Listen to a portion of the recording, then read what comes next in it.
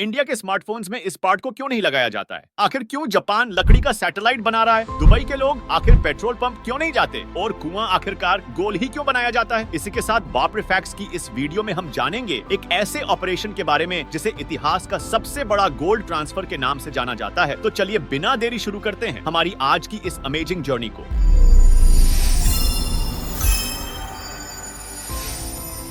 Fact number 5, operation fish, history का सबसे बड़ा गोल्ड ट्रांसफर। क्या आप जानते हैं हिस्ट्री का सबसे बड़ा गोल्ड ट्रांसफर कब हुआ था और आखिर इस गोल्ड ट्रांसफर में कितना सोना ट्रांसफर किया गया था कि इसे इतिहास का सबसे बड़ा गोल्ड ट्रांसफर कहा जाता है? चलिए जानते हैं। दोस्तों, ये gold transfer second world war के दौरान हुआ था, जब हिटलर ने कई यूरोपीय देशों पर कब्जा कर लिया था। उस वक्त यूके के प्राइम मिनिस्टर को यह डर था कि हिटलर कभी भी यूके पर कब्जा कर सकता है, इसलिए उन्होंने यूके की वेल्थ को बचाने के लिए उस वक्त यूके की बैंक में जितना भी पैसा और गोल्ड मौजूद था उसे कनाडा भेज दिया। इसे दुनिया का सबसे बड़ा गोल्ड ट्रांसफर माना जाता है क्योंकि यूके ने 1500 टन से भी ज्यादा सोना कनाडा भेजा था, जिसमें सोने की सिल्लियां, सिक्के और कैश मनी शामिल थी। यह एक सीक्रेट मिशन था जिसे ऑपरेशन फिश नाम दिया गया। इस मिशन में 600 से ज्यादा लोग शामिल थे जो यूके से एक जहाज पर सारा सोना कनाडा लेकर गए थे। फैक्ट नंबर 4, कुआं आखिरकार गोल ही क्यों बनाया जाता है? क्या आप जानते हैं कि कुओं को हमेशा गोलाकार में ही क्यों रखा जाता है? इन्हें दूसरे शेप में भी तो बनाया जा सकता है। दोस्तों, हमारे पूर्वजों ने कोई भी चीज बिना किसी मतलब नहीं बनाई। कुएं का गोल आकार भी उन्हीं में से एक है। कैसे? चलिए जानते हैं। दोस्तों, कुओं को गोलाकार रखने के पीछे कई कारण हैं, जैसे कुएं की ड्रिलिंग करते वक्त उसे राउंड शेप में बनाना काफी आसान होता है और इसमें कम मेहनत लगती है। उसी के साथ राउंड शेप के कारण कुएं के सेंटर से लेकर कुएं की दीवार तक एक समान दूरी रहती है, जिससे पानी का प्रेशर कुएं के किसी भी एक कोने पर नहीं पड़ता है और इससे कुआं डैमेज होने से बच जाता है और सालों साल मजबूती से टिका रहता है। और इन्हीं सब रीजंस की वजह से ही कुओं को गोल शेप में बनाया जाता है। फैक्ट नंबर 3, आखिर क्यों जापान लकड़ी का सैटेलाइट बना रहा है? दोस्तों, बहुत जल्द जापान अंतरिक्ष में लकड़ी की बनी सैटेलाइट भेजने वाला है। हाँ दोस्तों, आपको यह सुनकर हैरानी हो रही होगी कि जापान ने लकड़ी से सैटेलाइट कैसे बना ली, क्योंकि अंतरिक्ष में जाने वाली सभी सैटेलाइट एल्यूमिनियम से बनी होती है। तो चलिए हम आपको इसके पीछे की कहानी बताते हैं। दरअसल जापान दुनिया की पहली मैग्नोलिया लकड़ी से बनी सैटेलाइट लिग्नोसैट इस साल लॉन्च करने के लिए तैयार है, लेकिन ऐसा करने के पीछे मेन रीजन है कि ट्रेडिशनल मेटल सैटेलाइट्स की वजह से जो एनवायरमेंटल डैमेज हमारे पृथ्वी को होता है उसे कम करना, क्योंकि अंतरिक्ष में पहले से ही काफी सारी सैटेलाइट मौजूद है जो एक्सपायर होने के बाद वही घूमती रहती है और उसी से अंतरिक्ष में काफी कूड़ा भी इकट्ठा हो गया है। और ट्रेडिशनल सैटेलाइट्स एल्यूमिनियम जैसे धातु से बनाए जाते हैं और जब ऐसे सैटेलाइट्स पृथ्वी की कक्षा में वापस आते हैं तो वातावरण के साथ होने वाले फ्रिक्शन की वजह से एल्यूमिना पार्टिकल्स बनाते हैं जो हमारी पृथ्वी के लिए अच्छा नहीं। On the other hand, Magnolia would say बनी ये सैटेलाइट बायोडिग्रेडेबल है और जब ये जलता है तो जलकर महीन राख बन जाता है। इसलिए अब जापान ये लकड़ी से बनी सैटेलाइट अंतरिक्ष में भेजेगा जो एक्सपायर होने के बाद वापस धरती पर आती है तो अर्थ के एटमॉस्फेयर में ही जलकर राख हो जाएगी, जिससे ना तो एनवायरनमेंट को कोई नुकसान होगा और ना ही हमारी पृथ्वी को। फैक्ट नंबर 2,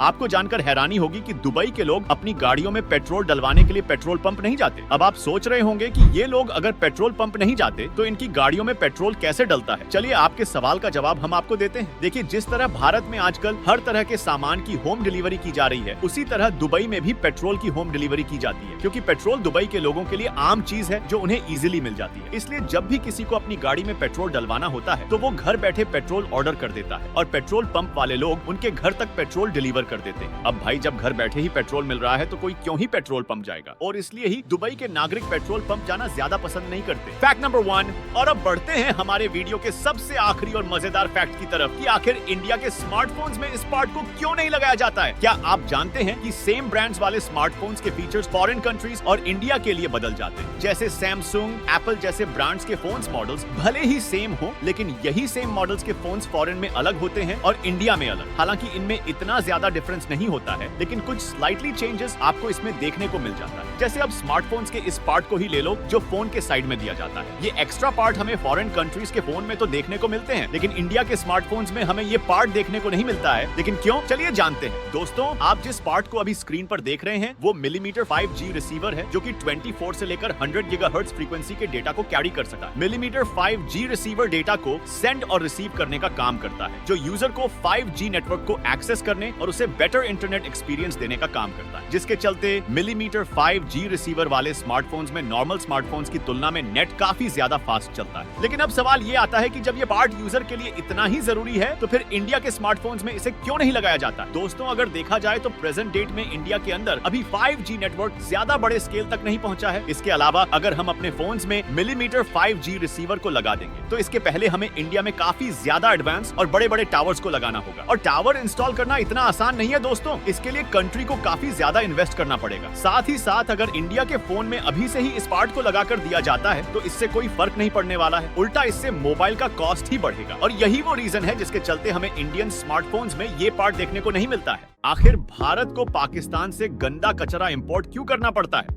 और मछलियों में से अजीब से दुर्गंध क्यों आती है? आखिर अंतिम संस्कार में खोपड़ी के ऊपर डंडा क्यों मारा जाता है? और एम्बुलेंस पर बने रेड क्रॉस साइन का क्या मतलब होता है? और इसी के साथ बापरी फैक्ट्स की इस वीडियो में हम जानेंगे दुनिया के 8 सबसे महंगे फलों के बारे में। इन सब फैक्ट्स के बारे में जानने के लिए आई बटन या स्क्रीन पे दिए गए वीडियो को क्लिक करें और पूरा देखें।